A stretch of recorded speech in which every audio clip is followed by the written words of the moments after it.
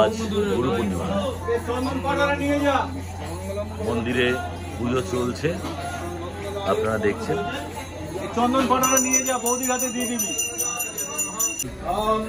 বামদেব বাবা আছেন এবং সর্বোপরি আজকে গুরুমা এখানে উপস্থিত হয়েছেন এবং গুরুমায়ের প্রাণ প্রতিষ্ঠা হচ্ছে। আজকে গুরুমার এই মূর্তি আজ থেকে এখানেই থাকবে, উনি পূজিত হবেন।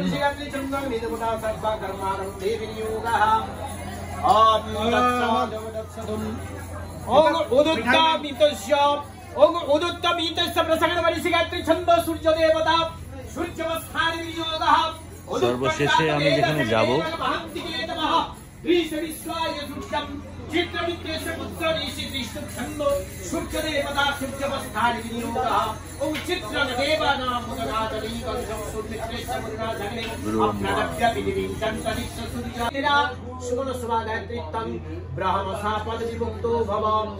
कुमारी मृग वेद यूतं ब्रह्मरूपं विचिन्तये अंगस्फीतं कुशस्तं सूर्यमण्डल संस्थितं ओम ह्रीं प्रातगायत्री देवी मारुतां पूजयामि नमः। ओम ह्रीं प्रातगायत्री देवी मारुतां मंत्र जपन महंकरिष्ये। ओम भूर्भुवः स्वः ओम तत्सवितुर्वरेण्यं भर्गो देवस्य धीमहि धियो यो नः प्रचोदयात्। ओम ज्योतिर्समृतं ब्रह्मा भूर्भुवस्यारोम ओम हृदि दिवस्य धीमहि तन्नो देवः प्रचोदयात्। सशुक्तिकाय संगाय सावरणाय सयुधाय स्वहनाय सपरिवाराय नमः। इति गन्धा पुष्प पूर्वभूतेभ्यो नमः। ओम भागतस्मै मासभक्तवले नमः। ओम भागतस्मै उस्मै नमः। ओम भूताद्वय यः तिष्ठ यः सन्निध्य अत्राधिष्ठानं गुरुध मम पूजां गृहाण। ओम स्वभावे ओम स्वभावे त्रिकर मंडलं भृत्यां मंडलाधिकारं ह्रीं एते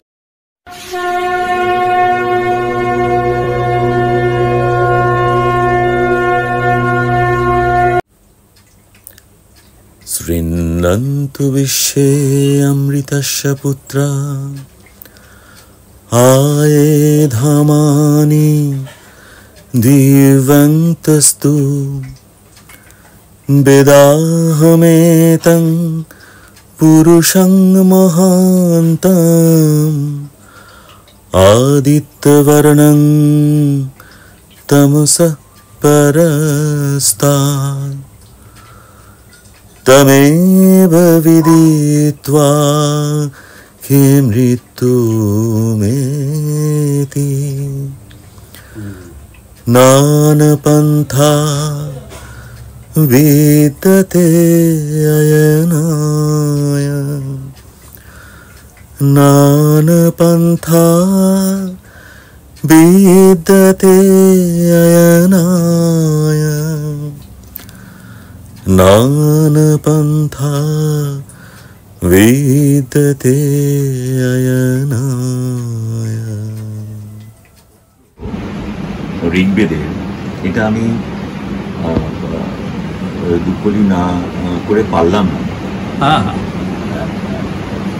তো আপনারা গুরুদেবকে দেখছেন, গুরুদেব অসুস্থ খুবই, তাও আপনাদের সবাই গুরুদেবের জন্য খুব উদ্বেগ হয়ে থাকেন, উদ্গ্রীব হয়ে থাকেন।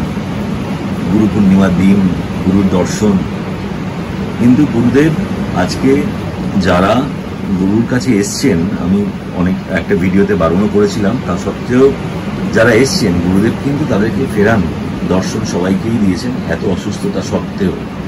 তো আমি কথা বলার আগে আমি গুরুদেবের কাছে যাব, গুরুদেবকে বলবো যে গুরুদেব আজকে গুরু পূর্ণিমা, আমরা মন্দিরে খুব অনাড়ম্বরভাবে এটা পালন করছি, কিন্তু আড়ম্বরপূর্ণভাবে যেটা পালিত হচ্ছে সেটা হচ্ছে আমাদের গুরুমায়ের আজকে ওখানে প্রাণ প্রতিষ্ঠা হচ্ছে।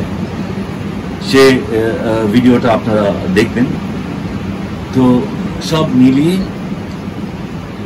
আমি গুরুদেবের কাছে যাব, গুরুদেবকে কিছু বলার জন্য অনুরোধ করব।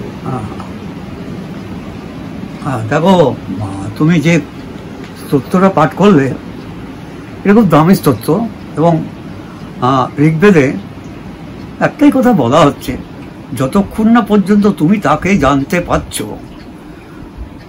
ততক্ষণ পর্যন্ত তুমি তাকে স্মরণ করে যাবে।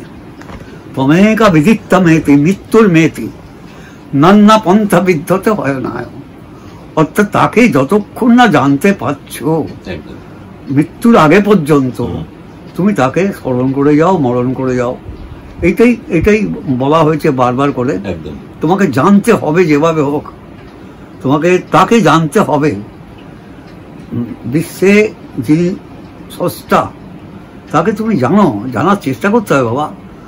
আর সেটা আমৃত্যু, যতক্ষণ না তুমি মানে জানতে পারছো ততক্ষণ তোমার মৃত্যু না হওয়াই ভালো। এটাই একদম। হ্যাঁ, বলো বলো, আর কি বলছো বলো।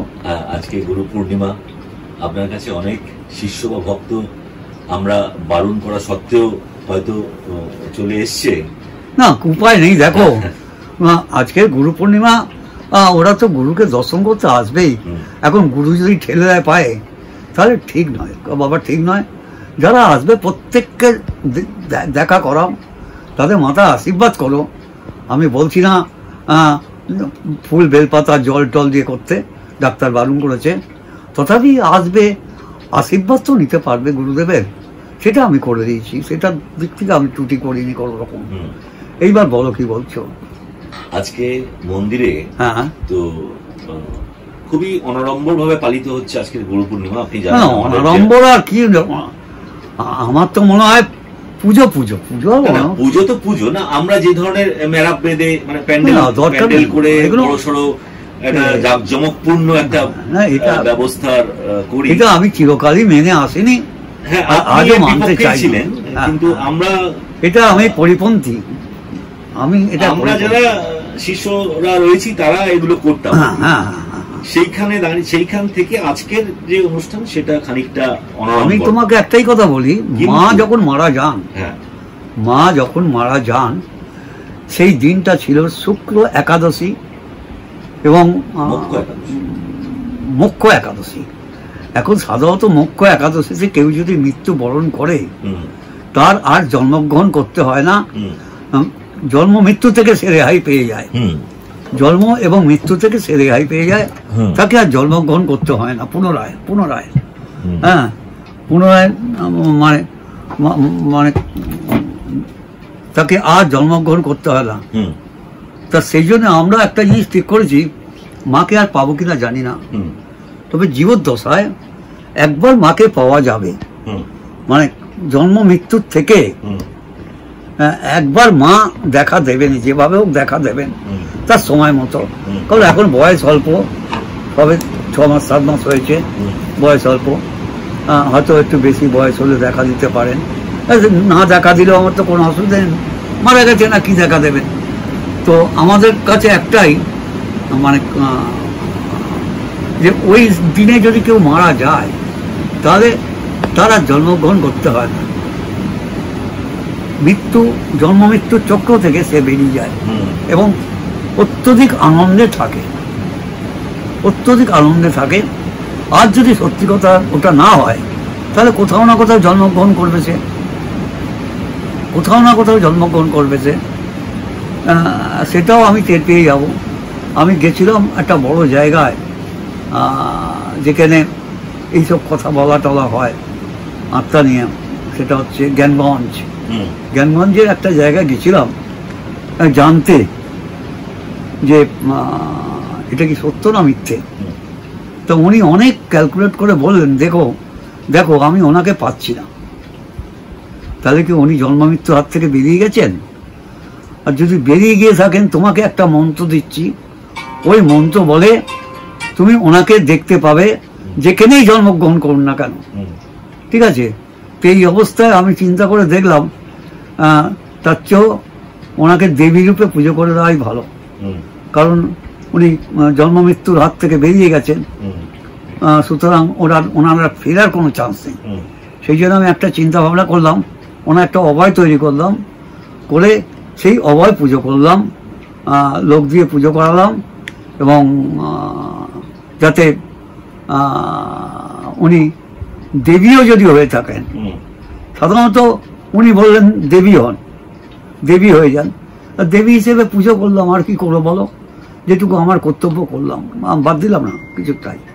হ্যাঁ বলো। না, মায়ের আজকে ওখানে মূর্তিতে প্রাণ প্রতিষ্ঠা, হ্যাঁ প্রাণ প্রতিষ্ঠা হবে, 24 তত্ত্ব দেওয়া হবে তাকে। হ্যাঁ 24 তত্ত্ব তাকে দেওয়া হবে, গন্ধ, নাসিকা, জিহ্বা, চক্ষু, স্তোদ, বাক, পানি, পাদক, পায়ুপস্ত, প্রকৃত পুন, মনোবুদ্ধ, অহংকার ও চতুর্বিংশতি তত্ত্ব, এটা মাকে দেওয়া হবে। ঘানা, প্রাণা, সুখং, শিরং, তিষ্ঠন্তু সাহা, এটা দেওয়া হবে। এবং তারপরে মা ওখানে থাকবেন। না, আমি বেশি কথা বলাবো না, কারণ আপনার অক্সিজেন চলছে, এটা চলেও। তো আজকের দিনে আপনার শিষ্য ভক্তদের উদ্দেশ্যে একটু কিছু যদি বলেন। না দেখো, শিষ্য ভক্তদের আমার একটাই উদ্দেশ্য, তারা ভালো থাকুক, তারা খোঁজ মেজাজে থাকুক, তারা কাজকর্ম করুক, তারা ভালোভাবে খাক পড়ুক। আমি এইগুলোই চাই, যাতে তাদের কোনো অসুবিধা না হয়। এই যে জন্ম হয়েছে, কোনো অসুবিধা যাতে না হয়, তার জন্যে আমি ভগবানের কাছে প্রার্থনা করছি তারা যেন চিরসুখী হয়। হ্যাঁ, কোনো কিছু বাদ না যায়, চিরসুখী হয়। এবং আমার মা তো প্রতিষ্ঠা হলেন, মানে আমার ওয়াইফ তো প্রতিষ্ঠা হলেন, এরপরে মা আমাদের যিনি আছেন মা, তারও পুজো হচ্ছে দেখবে। এবং সেখানেও হোম যাগযজ্ঞ সবকিছুই হবে, বড় কিছুই হচ্ছে। তুমি বলছো ছোটখাটো, আমি বলছি তা নয়, বড় কিছুই হচ্ছে। এবং এরপরে মা যদি ভগবান হয়, দেবতা হয়, পুজো নেবে, আর না নিলে আর কি করবো বলো। এইটাই আমার মূল। সবার উদ্দেশ্যে গুরুদেব যা বললেন সেটা আপনারা শুনলেন। আমি গুরুদেবকে দিয়ে খুব বেশি কথা বলাবো না, কারণ খুব বেশি কথা বলার কথা নয়, বারণ আছে।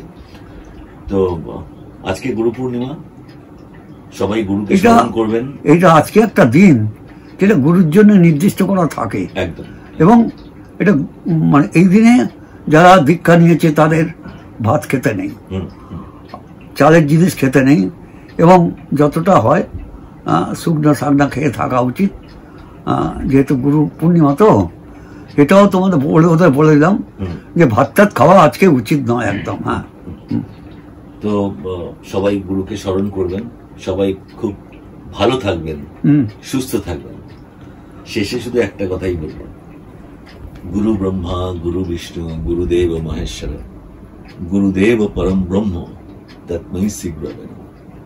অজ্ঞান তিমিরাঞ্জস্র জ্ঞানাঞ্জন শলোকয়া চক্ষুর উন্মিলিতং যেন তস্मै শ্রী গুরবে নমঃ। ন গুরু ব্রহ্ম, গুরু বিষ্ণু, গুরুদেব মহেশ্বরম, গুরুদেব পরম ব্রহ্ম, তস্मै শ্রী গুরবে নমঃ। সকালে সন্ধ্যায় গুরু না ভজিন, মন ও প্রাণ দিয়াতে। আত্ম হবে না মানব জন্ম, পাষাণে মাথা কুটিলে। প্রাণের বান্ধব রে দাও দেখা দয়া করে।